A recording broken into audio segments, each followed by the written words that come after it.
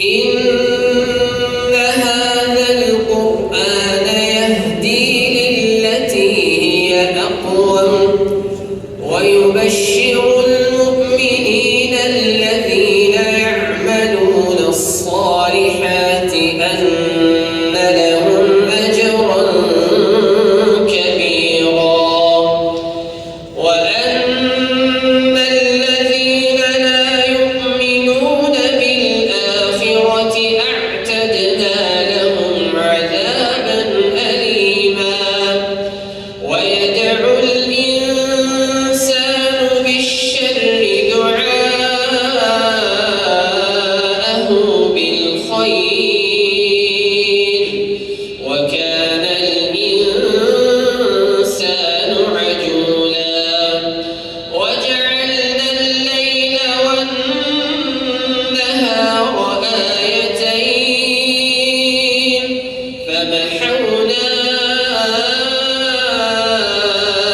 آية الليل وجعلنا آية النهار مبصرة وجعلنا آية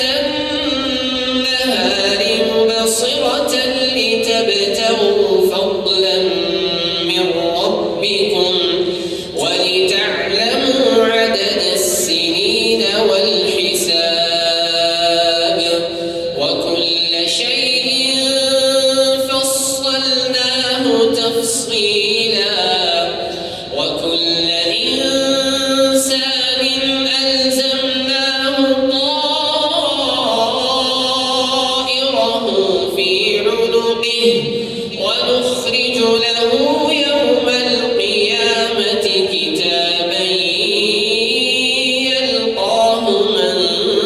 منشورا اقرأ كتابك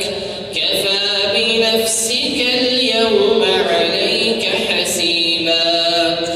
من اهتدى فإنما يهتدي لنفسه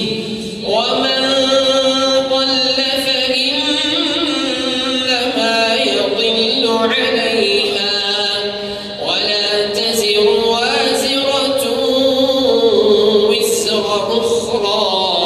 وما كنا معذبين حتى نبعث رسولا وإذا أردنا أن نهلك قرية أمرنا متر فيها ففسقوا فيها فحق عليها القول فدمرناها تدميرا وكم أهلكنا من القرون من بعد نوح وكفى بربك بذنوب عباده خبيرا بصيرا من كان يريد العاجلة عجلنا له فيها ما نشاء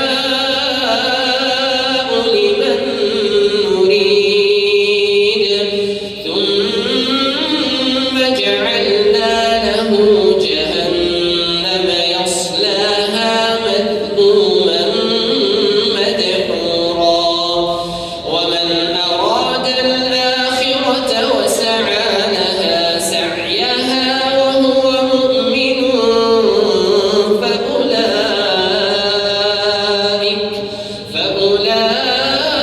فأولئك كان سعيهم مشكورا كلا نمد